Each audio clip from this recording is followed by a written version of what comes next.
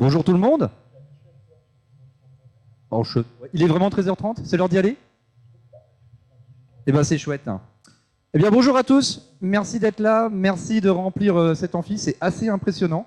Donc vous allez assister à un petit talk sur le voyage du héros de l'IT où je vais vous proposer une déclinaison pour vous apprendre à vous raconter des histoires, vous raconter des produits, raconter ce que vous voulez, en vous donnant un petit cadre assez sympathique. Alors j'ai commencé par me présenter, donc moi, je ne sais pas si vous me suivez un peu sur les réseaux sociaux, en tout cas pas encore. Souvent on me voit sous cette forme-là, une espèce d'octopus, comme ça, c'est un poulpe, avec des moustaches et un chapeau de sombrero. Donc mon tag c'est Rack le Poulpe. Pour vous faire un petit peu mon parcours, je commence avec un bac en 93, ça c'est juste pour dire que je suis un petit peu vieux. J'ai fait 8 ans dans l'armée de l'air, et ouais. Après j'ai fait une petite reconversion à l'AFPA. En 2002, je joins une société de service. Maintenant, après, on appelait ça une SS2I. Maintenant, on appelle ça une ESN. Bon, ça faisait à peu près toujours la même chose. Et après, je suis rentré au Crédit Mutuel Arkea, où j'ai eu plein de casquettes. Ça, c'est des petits dessins de casquettes. Où j'étais dev, DBA, admin 6. Je n'avais plus une casquette DevOps. Je me suis occupé de l'automatisation. Bref, plein de trucs. Et ça a duré 17 ans, super intéressant. Et en 2021, au mois de décembre, j'ai rejoint le groupe OVH Cloud, et qui me permet aujourd'hui d'être là devant vous. Comme je disais, c'est un petit peu impressionnant. Je me suis mis un pense-bête si jamais j'oublie où j'en suis dans le talk. Donc, heureusement que c'est là. Je vais commencer par vous raconter une petite histoire. Oh, l'histoire, ça va être simple un petit peu, c'est la mienne. Je vais arrêter de me déplacer vers le clavier, parce que je viens de me rappeler que j'ai un petit clic. Et ça marche, en fait. Donc, il était une fois, moi, donc vous avez vu un petit peu mon parcours, mais en fait, je voulais juste parler un petit peu de mes passions. J'ai toujours eu l'habitude de prendre une passion, de m'intéresser à une discipline, et un camarade me dit après je la ponce. J'aime bien la creuser, j'aime bien l'étudier, j'aime bien me documenter dessus. J'ai fait ça pour du poker, du bowling, plein de choses. Et à chaque fois, j'aime bien ce sentiment de vertige que j'ai dès que je découvre quelque chose. Et puis un jour, il y a le théâtre d'improvisation qui a croisé ma route, ou vice-versa. Donc les trucs un peu creepy là, c'est des poulpes, c'est moi qui ai fait. Soyez indulgents. Le théâtre d'improvisation, c'est assez cool, je ne sais pas s'il y en a qui connaissent parmi vous, mais en fait, on apprend à la fois le jeu d'acteur, la mise en scène, l'écriture scénaristique, et puis des choses qui sont vraiment propres à la discipline, qui sont la réactivité, l'écoute, et... Oh, j'en oublie tellement. La réactivité, l'écoute, et... c'est vachement bien. Donc du coup, c'était super intéressant. Et j'ai voulu creuser, comme d'habitude, je vous dis, allez, je demande à des personnes, des intervenants, qui nous font des cours toutes les semaines. Et je dis, mais si je veux vraiment creuser la discipline, par quoi je commence? Sur un atelier où on me raconter un petit peu comment les personnages secondaires interagissaient avec les personnages principaux. Et Gabrielle Pichon, comédienne professionnelle, me dit, voilà, moi les références, si tu veux commencer, prends ce livre-là. C'est le guide du scénariste. Alors, petit truc, je vais faire juste une parenthèse assez nécessaire. Quand je parle du voyage du héros, ou le guide du scénariste, on parle évidemment du héros au terme dans le sens mythologique. Et là, le guide du scénariste, en fait, c'est un peu une traduction. C'est le guide du scénariste ou de la scénariste. Là, il n'y a pas de distinguo. Le titre en anglais, c'est The Hero's Journey. Et donc, elle me dit, c'est là-dedans que tu vas trouver vraiment plein de références. Et Frédéric Pont, comédien aussi professionnel, lui faisait des stages et il a pris une mise en application du voyage du héros pour le monde de l'impro. Je vais boire un coup si vous voulez bien.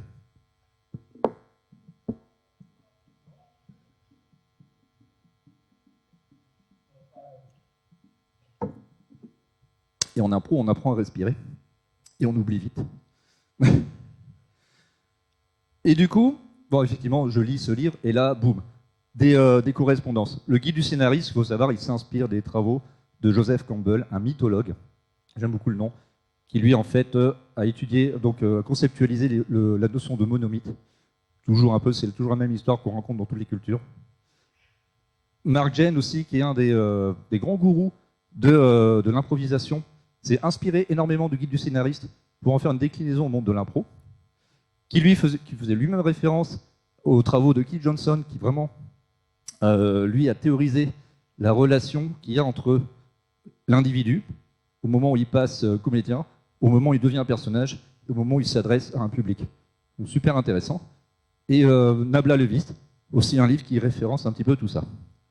Donc là, à ce moment-là, mon cerveau, pouf, je dis, waouh, toujours ce sentiment de vertige où j'apprenais énormément de choses et j'étais super content. Et un jour, je commençais ma carrière en tant que DevRel. Donc on rencontre des gens des fois dans des bars ou après des meet-up, des choses comme ça. Je vais pas les nommer, j'ai pas envie de les nommer.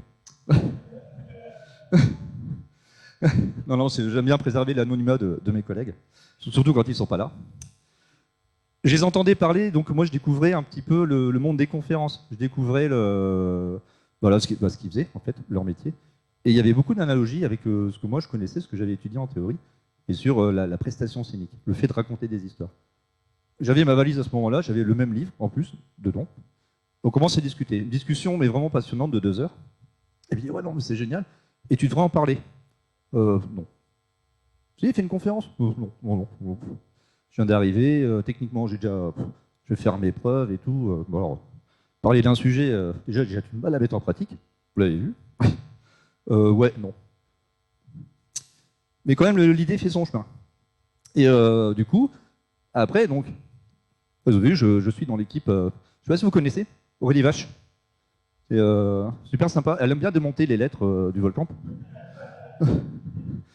Et Horatio, notre seul collègue de l'équipe en fait qui n'est pas là, reconnaissable surtout à l'oreille. Donc en fait, ils m'ont aidé, ils m'ont inspiré. Ils m'ont dit, mais si l'idée est bonne, tu devrais quand même creuser le sujet. Donc Aurélie m'a aidé à faire un CFP, vraiment bien boutiqué. Il y avait une espèce d'événement dans un camping à ce moment-là, et j'ai eu la chance d'être retenu. Et j'ai pu faire la première expérience en fait de donner une conférence sur le voyage du héros, en vrai, devant des gens. Et c'était la cata. La cata, parce que, c'était la cata. Au bout d'une heure, j'étais même pas à la moitié de mon talk. C'est les gens qui m'ont dit, nous on y va. Je dis merde. Voilà, j'ai mal géré le truc. J'ai donné plein de trucs et je sais pas trop quoi, dans le désordre. Enfin bon, c'était voilà, des erreurs débutants. Par contre, il y avait quelque chose qui s'est passé à ce moment-là et je dis, non, si c'est bien. C'est bien, j'ai envie d'y aller quand même, et je vais creuser, je vais continuer. On en a reparlé, et puis voilà. Donc j'ai reformulé un petit peu, revu le CFP, revu le format, et pour en arriver là.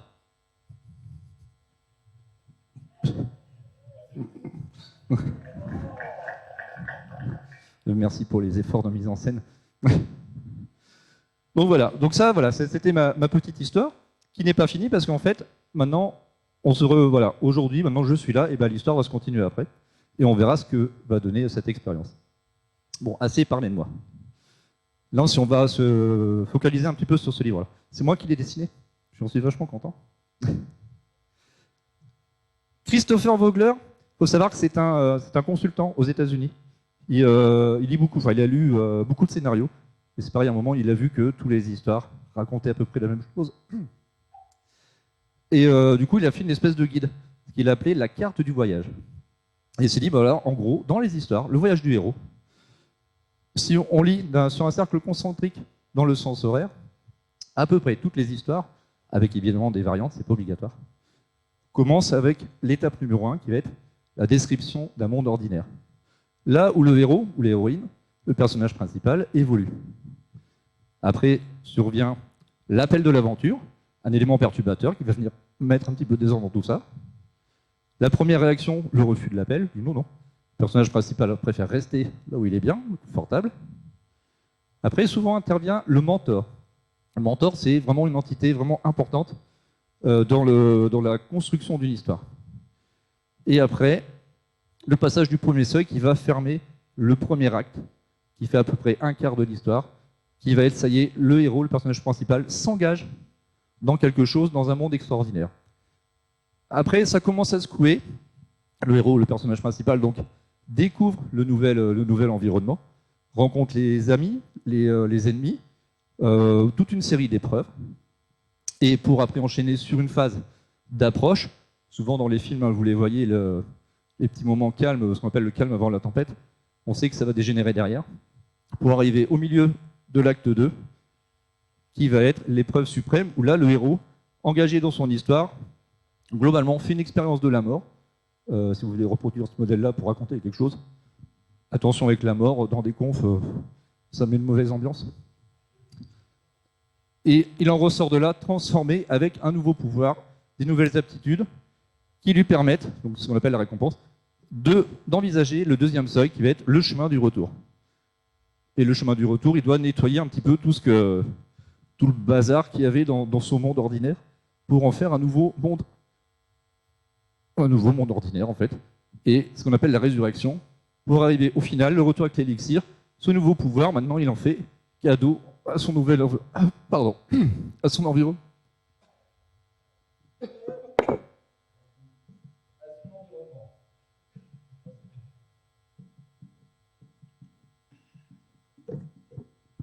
C'est fou comme je stresse un peu. À cela, dans toutes les étapes, donc c'est un modèle, hein, c'est pas vraiment applicable, le personnage principal va rencontrer des personnes ou des entités ou des représentations un petit peu de ces entités. Ce qu'on appelle des archétypes. Les archétypes, en gros, auront à chaque fois une fonction psychologique et une fonction dramatique. Fonction dramatique dans l'histoire, donc là ça va être les choses un petit peu visuelles et puis les interactions qu'il va y avoir avec le personnage principal, et la fonction psychologique, c'est ce que ça va projeter finalement au public, aux personnes qui regardent en fait les émotions ou des situations. Je vais prendre l'exemple du messager.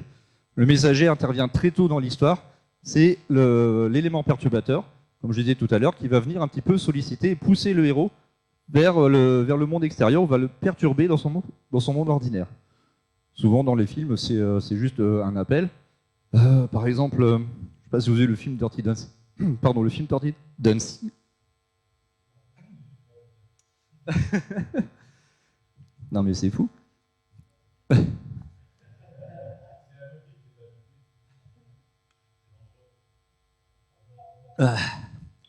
Excusez-moi. Ouais, c'est de l'eau d'ici, elle est forte. Ça peut être des fois juste une musique en fait qui emmène le personnage principal en fait à aller s'approcher de quelque chose. Ça peut être un coup de téléphone, ça peut être ça peut être tout et n'importe quoi. Après, souvent intervient par exemple le mentor. Le mentor, c'est l'entité qui va venir un petit peu épauler et donner quelque chose au personnage principal, qui va être soit une connaissance des éléments de connaissance du monde extraordinaire qui l'attend, qui peut aussi motiver le personnage à aller vers sa nouvelle aventure, ou qui peut aussi le freiner si le personnage veut y aller vraiment bien en tête, à fond. Ça c'est pour la partie dramatique. Et pour la partie psychologique, en fait, le mentor représente finalement ce que le héros peut devenir, son accomplissement, ce qu'on appelle le moi transcendé. Après aussi, il y a d'autres archétypes comme le gardien du seuil. Voilà, en général, on y reviendra un petit peu après, c'est juste une épreuve à passer, rien de bien méchant. Les tricksters, c'est un peu les ombres, un peu les génies. Quelqu'un qui va venir mettre des pots de banane tout le long du parcours du héros. Et l'ombre, c'est ce qui va représenter la menace principale dans l'histoire de notre personnage principal. Ce qu'il faut savoir, ce que dit Christopher Vogler, parce que Joseph Campbell l'a dit, parce que Carl Jung l'a dit, que je vais le dire, je ne prends pas beaucoup de risques, c'est que au final, pendant tout le parcours de notre personnage principal, le héros va absorber toutes ces entités pour se construire à la fin et être finalement une représentation de tout ça. Je ne sais pas si vous voyez un petit peu le truc. Donc si je reviens un petit peu sur les archétypes, si on prend donc notre héros, c'est quand même l'archétype principal, qu'est-ce qu'il représente? Il représente le moi, c'est-à-dire vous, et quelle est sa fonction dramatique? En fait, c'est de vous identifier au personnage principal. Donc ça c'est important dès le début d'une histoire, en fait, de bien détailler qui est le héros, quelles sont ses faiblesses, etc., etc., pour qu'il y ait quand même un minimum d'identification, pour que vous soyez emmené dans l'histoire. Il a aussi un rôle, effectivement, de croissance où le héros grandit et évolue tout au long de l'histoire. C'est lui qui est responsable de l'action. Et deux choses importantes aussi, alors ça c'est valable quand vous écrivez un scénario, enfin, quelque chose de vraiment de complexe, il y a une notion de sacrifice, un moment où il s'abandonne pour le bien de l'ensemble de la communauté. Et à un moment, en plein milieu de l'histoire, il y aura un rapport à la mort. Rapport à la mort, c'est pas lui qui peut mourir, ou c'est pas quelque chose doit mourir de son passé. Et fonction psychologique, comme je disais, le héros, finalement, quand vous regardez une histoire, quand vous lisez un livre, vous identifiez le héros, c'est ce qu'on essaie de projeter, c'est vous. Pour le mentor, c'est... je voulais vraiment faire un focus, parce que pour moi, c'est un rôle important. Les histoires se vivent, se racontent, et vous en vivez des histoires. J'imagine, surtout dans le monde de l'IT, vous avez déjà identifié des personnes qui auraient pu être un jour votre mentor. Je vais faire un petit test. Parmi vous, est-ce que vous avez déjà en tête quelqu'un là qui a pu être votre mentor un jour? Donc, globalement, oui. Et même question, est-ce que vous êtes déjà identifié en tant que mentor? Pas mal, un peu moins, mais pas mal. Mais globalement, en fait, vous dites à chaque fois, vous êtes avec quelqu'un, vous lui présentez un nouveau monde. Alors, ça peut être une nouvelle technologie, une nouvelle entreprise, quelque chose que la personne ne connaît pas. Si vous lui donnez de manière bienveillante des éléments pour qu'il y évolue de la meilleure manière possible, finalement, vous avez un rôle de mentor. Vous êtes là pour faire aussi le rôle de motivation, ou aussi de freiner. Et ce qu'on appelle l'utilisation d'un plan, vous donnez potentiellement un petit peu comme Q dans James Bond, des petits objets pour aller après servir la quête du personnage principal. Et le gardien du seuil. Je trouvais ça intéressant d'en parler, parce que j'ai vu pas mal de trucs ressortir récemment sur les réseaux sociaux autour du gatekeeping. Et finalement, le gatekeeping, la définition vient de là. C'est de là que vient l'origine. Le gatekeeping, c'est pas quelque chose de menaçant pour le personnage principal. C'est juste le fait de, moi j'ai quelque chose qui est derrière moi, je vais t'empêcher d'y aller. Je ne vais pas te menacer ton intégrité physique, je ne suis pas un danger. Et le personnage principal, par rapport à ça, il ne doit pas combattre le gardien du seuil, c'est la première épreuve, il doit utiliser la ruse ou n'importe quoi pour le contourner et au final, ce que nous disent Christopher Vogler, de l'absorber, en faire un allié ou de vraiment l'incorporer. Donc, si vous rencontrez quelqu'un pour vous, qui vous a l'impression qui vous met des bâtons dans les roues, qui vous, enfin voilà, un petit peu les sujets qu'on voit régulièrement, je veux dire, c'est pas grave. C'est peut-être même, souvent dans les histoires, c'est même quelque chose de positif. Alors ça énerve un petit peu au début, mais il faut le voir vraiment comme un test, et c'est la première épreuve, le test de votre engagement dans le monde extraordinaire. Et là, la fonction psychologique, en fait, ça va permettre au personnage principal d'évoluer et de soigner ses névroses. Sachant que si on part sur vraiment une histoire complexe, on va donner à notre personnage principal quelques névroses qui vont venir être résolues par la rencontre du gardien du seuil et une psychose plus profonde, vraiment des blessures, qui vont être résolues à la fin de l'histoire, qui vont être souvent assimilées à l'ombre. Il y a des références pour lire tout ça. C'est passionnant. J'ai une application moderne, et donc j'ai attrapé une question, ce qui est venu directement dans mon slide, donc de monsieur Sébastien B. de Nice. Est-ce que je peux utiliser le monde du voyage du héros pour donner une conférence, à votre avis?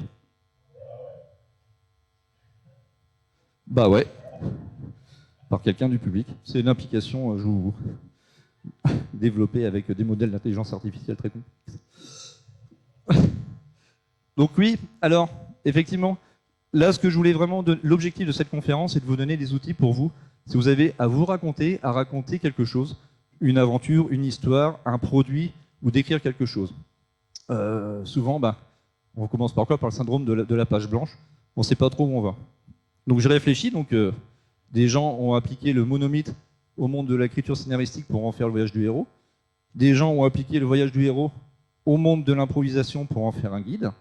Moi, j'avais envie en fait de prendre le voyage du héros pour en faire une application dans le monde des conférenciers. C'est un peu ambitieux, mais allez, soyons fous. D'où mon stress. Je veux dire, la première chose que je vous conseillerais, et ça n'engage que moi, si vous voulez vraiment utiliser des outils de storytelling pour raconter quelque chose, un produit, la première chose à faire, voilà, à penser, le héros ou l'héroïne, c'est vous. C'est pas le produit. Pourquoi? Parce qu'une personne, vous, de manière humaine, et ça c'est écrit dans l'humanité, vous communiquez et vous êtes vecteur d'empathie. les gens vont pouvoir s'identifier à vous plus facilement qu'à un produit ou à un framework. Vous pouvez porter des valeurs. Vous avez un discours, vous pouvez y rajouter aussi votre âme et ce que vous voulez voir et défendre. Vous pouvez exposer vos défauts, des qualités, c'est humain, et des émotions.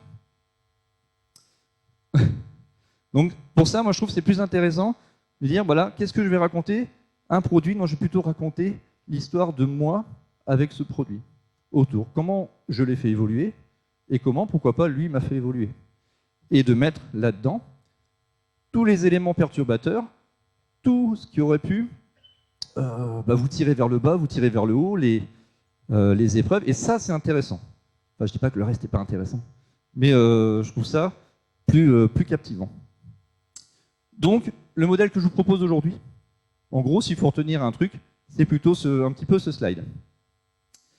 C'est une représentation à plat du machin circulaire que je vous ai montré tout à l'heure. Avec, pour moi, il y a deux axes. Il y a l'axe où vous commencez par décrire ce qu'on appelle votre monde ordinaire. Ne donnez pas les solutions tout de suite. Exposez les problèmes. Prenez le temps de les résoudre tout au long de l'histoire. Ça, c'est important. Si vous dites, ouais, non, un super truc, et puis on a résolu tous les problèmes. Bon, vous avez déjà vendu la fin, en fait. Vous avez trop teasé. Dans ce monde ordinaire, votre plateforme, votre produit, votre parcours, voilà. Intégrez-vous dedans, de manière humaine, normale, simple, et n'hésitez pas à rajouter des problèmes ou des défauts qui seront résolus à la fin. Mais que à la fin. Ce qui est intéressant, c'est de voir le parcours qui est entre les deux. Et ce parcours, vous pouvez y rajouter des marqueurs. Des marqueurs, un petit peu, des choses qui vont vraiment faire écho à l'inconscient collectif. C'est déjà le refus de l'appel. Non, j'expose un truc, je suis bien dans ma boîte et je reçois un email, pouf, le messager, avec une offre, un truc sur LinkedIn. Non, c'est pas un bon exemple. Enfin, bref, au début, ouais, non, je suis bien. Ah, c'est sûr, je pourrais être mieux, mais non, je suis bien. Voilà, c'est votre zone de confort, allez là. Et bien, donc ça, exposer, c'est humain. Ça va faire écho à forcément des expériences que vous avez vécues. J'imagine que là, en ce moment, vous pensez déjà à des cas qui sont très similaires à ça. Et après, une rencontre avec le mentor. Alors pareil, vous pouvez l'aborder ou pas, mais je trouve ça important de citer les personnes qui vous ont aidé à avancer, à évoluer, à vous faire grandir, et finalement les personnes envers lesquelles vous vous projetez. Oh, j'aimerais bien être comme celle-là. Voilà. Et ça c'est bien. Je trouve ça cool. Et donner des noms, humaniser. Enfin voilà, ça fera toujours écho à quelque chose. Les gardiens du seuil, c'est le premier obstacle. Je dis ouais non, j'étais motivé tout ça, puis pouf, trop dur. Non, c'est juste un test. Et c'est là que l'aventure commence en fait. C'est là où vous avez fait votre premier engagement. Vous êtes parti dans quelque chose. J'ai installé ce framework et puis boum. Allez, putain, mais il faut que je change la version de mon JDK ou j'en sais rien. Enfin, j'invente, mais ça peut être un gardien du seuil, un JDK. Hein. On s'en rend pas compte. Et après, les péripéties. Les péripéties, c'est assez important parce que là, il faut montrer les hauts, il faut montrer les bas, les personnes qui vous ont aidé, les personnes qui vous ont embêté. Et puis, n'hésitez pas cette étape-là, elle est marrante. Et là, quand vous êtes au fond du trou, dans la caverne, il dit alors, on va pas s'en sortir. C'est bien parce que tout le monde sait que vous allez s'en sortir. Vous n'êtes pas là en train de raconter un truc, qui voilà, bon, c'était un échec, salut. Si, il y a des confs comme ça, mais ça c'est bien de montrer parce qu'après, vous avez acquis des compétences jusque-là et vous arrivez à la fin. Ça y est, vous avez gagné. Vous montrez comment vous évoluez, vous, et comment le produit ou la situation évolue en même temps. Et vous arrivez avec un nouveau pouvoir, ce qu'on appelle l'élixir. Et l'élixir, finalement, c'est ce que vous avez gagné et ce que vous allez offrir à la communauté pour les faire évoluer. Profitez de votre expérience. Et à la fin, vous vous racontez vous-même dans cette nouvelle plateforme. C'est assez clair? Bah ouais. Merci.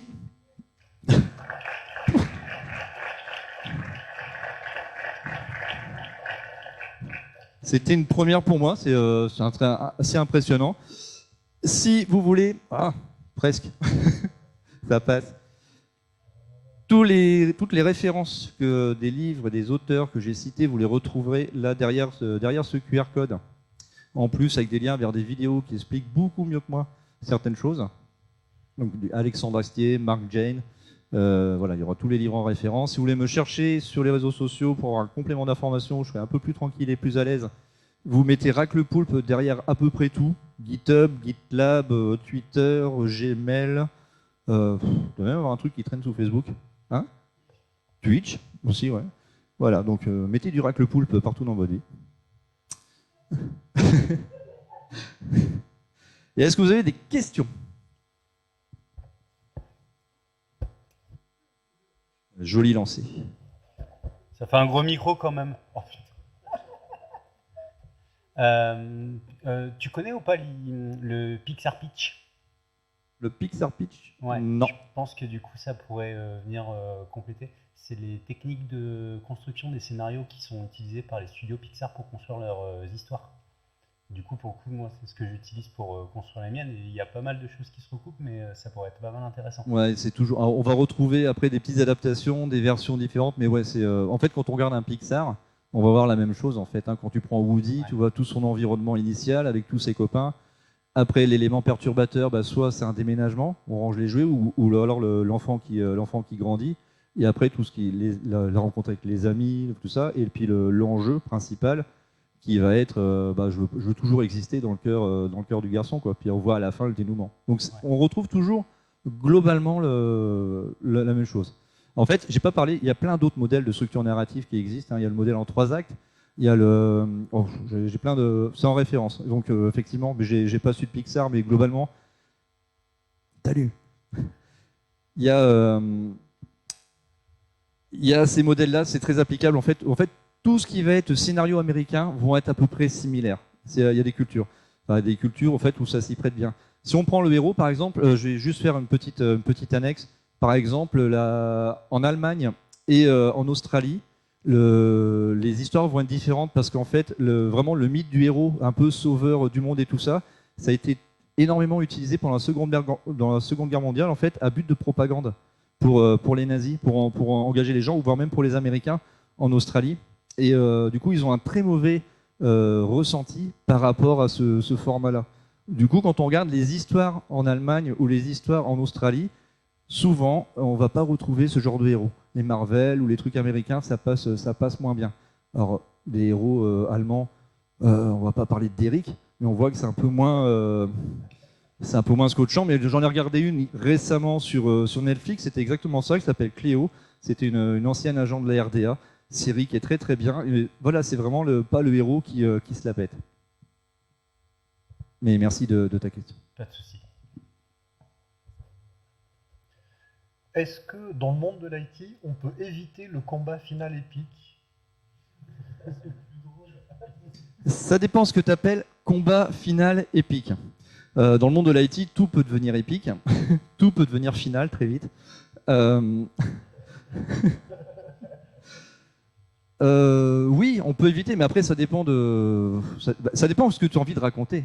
Bah, si t'as pas envie de raconter un truc épique, t'es pas obligé de mettre de l'épique dedans. Si t'aimes pas épicé, tu mets pas d'épices. Bon.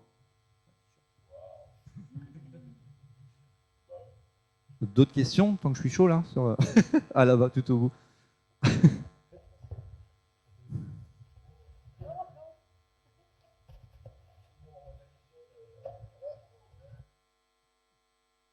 C'est beau. Bonsoir. Bonsoir. Du coup, tu as parlé de la structure du récit avec le mythe du héros de Campbell. Est-ce que tu as d'autres ressources équivalentes pour un autre point important qui est le rythme? Alors, j'aurais pas de ressources là, mais le rythme, tu veux dire un petit peu comment cadencer une histoire?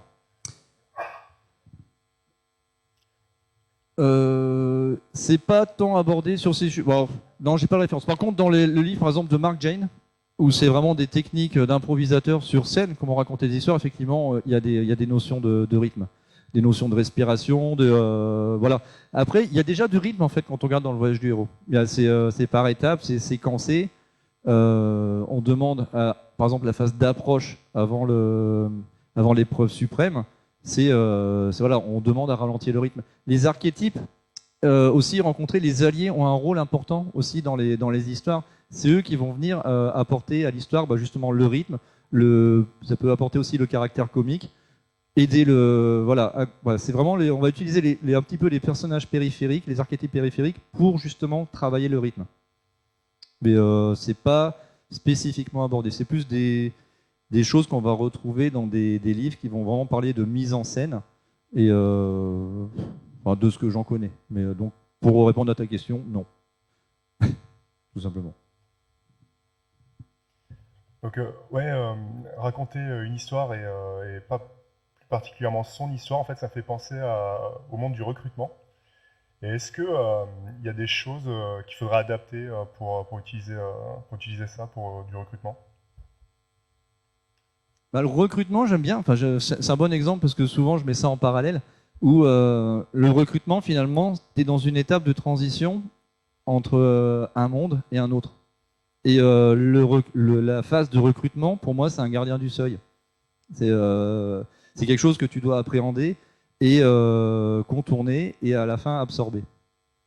Donc n'absorbez pas les recruteurs. Mais effectivement, c'est le monde du recrutement. C'est si vous êtes confronté à ça, à un changement d'emploi avec un recruteur, c'est votre histoire, et vous êtes à ce moment-là de l'histoire, j'ai envie de dire. Et après, vous allez rencontrer d'autres personnages derrière, des alliés, le mentor, les personnes qui vont dire, ou la personne qui est venue vous chercher qui vous a conseillé cette boîte-là. Après, c'est pareil, les masques peuvent tourner. La personne qui fait office de recruteur peut devenir mentor ou peut être, voilà, ça peut changer. Après, un outil pour les recruteurs, de dire, racontez-moi votre histoire, par exemple. C'est ça que tu veux dire ou Peu importe, je pense que ça peut être utilisé à la fois côté recruteur et aussi côté la personne qui est en train de se faire recruter pour raconter son histoire. Et ça peut être. En fait, tu peux vraiment utiliser ce modèle-là pour raconter ton histoire à toi. Mais alors, si tu es bien conscient de ton point de départ et de ton point d'arrivée et de ce qui s'est passé entre les deux. Tout n'est pas applicable, mais tu peux en rajouter, de reprendre des archétypes qu'il y avait dans le modèle complet du voyage du héros, ou utiliser ceux-là, ou en retirer. Enfin, c'est selon ton histoire, selon ce que tu as envie d'y mettre, c'est pareil. Utiliser des outils de storytelling pour raconter une histoire, à un moment, il y a une petite notion de pudeur. Quelle est la partie de vous-même que vous allez intégrer dans l'histoire?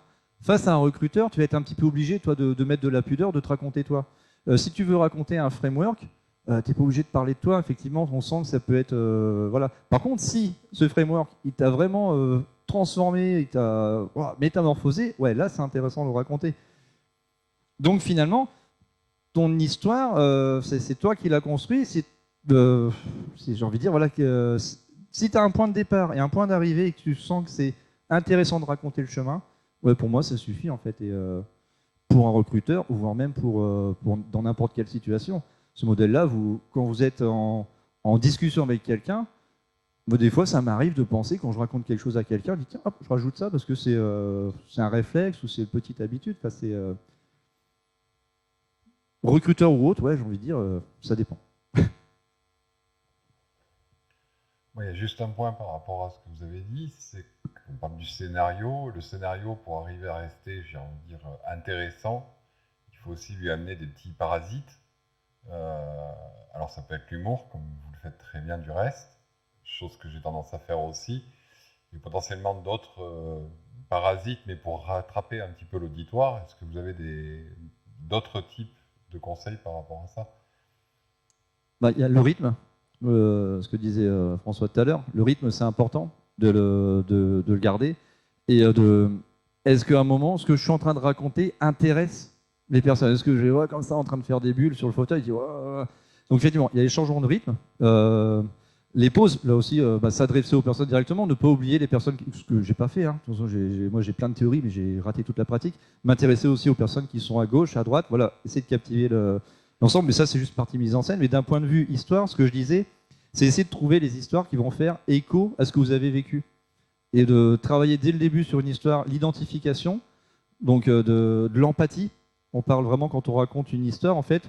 Là, face à moi, j'espère que vous avez un petit peu d'empathie, mais vous n'allez pas me frapper en sortant ou me conspuer.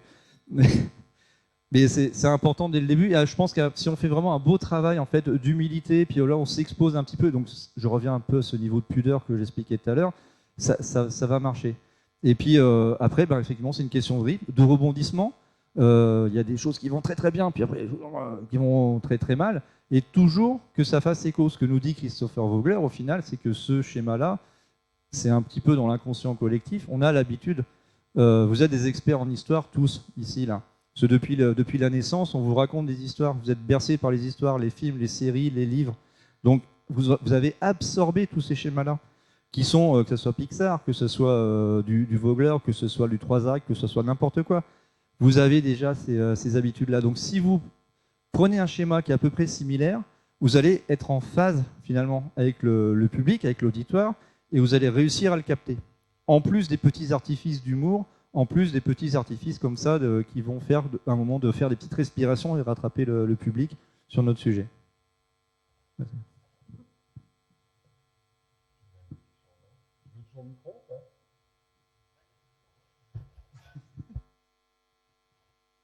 Bonjour. Bonjour. Pour Seb, en l'occurrence, il voudrait que l'élixir ce soit Kubernetes, c'est ça? Eh ben en fait, ça dépend. Enfin, j'ai envie de dire, si tu J'ai veux. l'impression que c'est un peu l'ombre aussi. C'est l'ombre, Kubernetes, tu vois. Et ça dépend de l'histoire que tu racontes.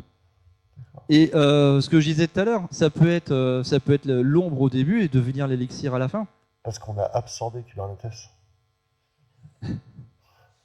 Bah écoute, si aujourd'hui Kubernetes fait partie de toi, alors déjà, félicitations. Il y a un peu cette idée-là. Et je pense qu'on va rebondir tout de suite sur un sujet de recrutement vis-à-vis de ta personne. En vrai, par contre, dans le recrutement, c'est un sujet des candidats. C'est pas un métier d'être candidat. Et souvent, on est très mauvais quand on change de poste pour raconter sa carrière, raconter pourquoi on a fait ces choix de carrière-là. Et donc, ouais, ça se prépare à l'avance d'écrire son histoire. Et le framework que tu proposes est très intéressant, je pense, pour préparer les entretiens. Merci beaucoup. Merci beaucoup. Ah, il fait chaud.